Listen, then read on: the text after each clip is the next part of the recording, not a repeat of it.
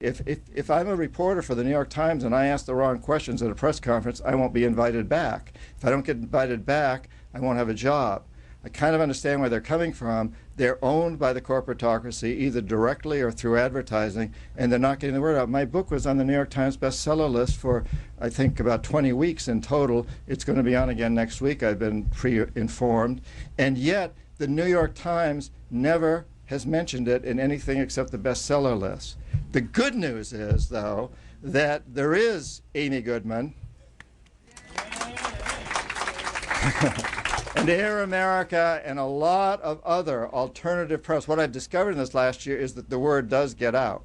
And the internet is amazingly powerful. Cell phones are powerful. The word is spreading in an amazing way. So in some respects, the mainstream media has become, at best, irrelevant, and at worst, certainly a roadblock to knowledge. We need to get around that. Make sure you get educated, despite the best efforts of your mainstream media to keep you from being educated.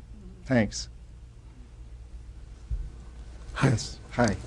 After the 14th Amendment changed my status from property to citizen, United States corporations took their case to the Supreme Court to become legal persons, and United States corporations are federally mandated to make a profit, a huge profit.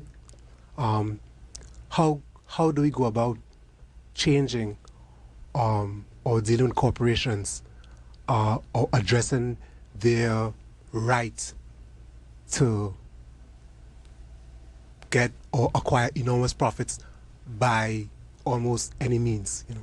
Yeah, it's an incredibly excellent question. Thank you.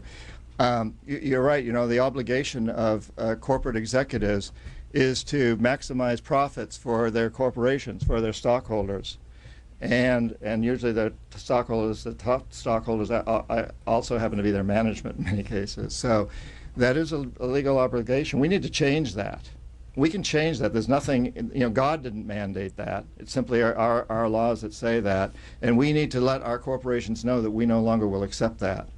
You know, if you own stock in a corporation, speak out. If you buy from a corporation, speak out. If you work for a corporation, speak out. We need to change that. We can change that. I think it's a relatively easy thing to change, actually, if we all set our collective minds on doing it. Because I also think that an awful lot of the executives at the top really want to see this changed. I don't think they're very happy with the situation that they have, and the ones I talk to and meet with are not. So, but you're absolutely right. There's a big roadblock there, that the corporation as a person, as an entity that has to replicate itself, stay in business, and make a profit. But that's not written in the Ten Commandments, you know, or it wasn't brought down by Muhammad. It's a law we need to get changed, and a whole set of policies that we need to change. Thank you. To point out on the previous question, the law does mandate maximum return to shareholders, but it does not say over what time frame. And long-term business, some of the things thinking over 10 or 20 years, returns profit within the values you're talking about. I chair an organization locally called Net Impact, which is business professionals for sustainable business, triple bottom line, and there's 500 of us on my list in DC. There's 13,000 people around the world. And so my question to you, you keep saying our corporations. Remember, the two wonderful women who run this wonderful bookstore are corporate CEOs. This is a corporation. The market isn't going anywhere. Market forces aren't going anywhere. They're neutral. But the people who run them have gone askew or astray or whatever you choose to call it. So the question is, how do we get positive change from within the corporations? You talked about possibly Rain and Home Depot. I don't know if that was your case, but something similar. Folks coming from the outside, but there's a lot of folks moving from the inside within the corporations to try and find, if all other things being equal, if we can do the thing that's more responsible, we're happy to do it, provided we meet the market. So what are some success stories that you've seen from the inside, if any? Well, thank you. Yes. The greatest encouragement that I take from this is from a lot of those people in middle management, lower management, moving up in management, who are going to all these seminars and conferences on the triple bottom line and sustainability, who want to see things change. I think what they need is for the rest of us to speak out strongly and constantly. Let them know that we support that we want that change. Make those people our heroes. It's interesting to me that when we talk about this triple bottom line, which for those of you who don't know about it, the old bottom line was profits, of course. The triple bottom line is profits, environmental, and social responsibility. And I'm fascinated, having worked a lot with indigenous tribes around the world, that of those three triple bottom lines, the only one that's irrelevant in nature, the only one that indigenous societies don't care about, is profit.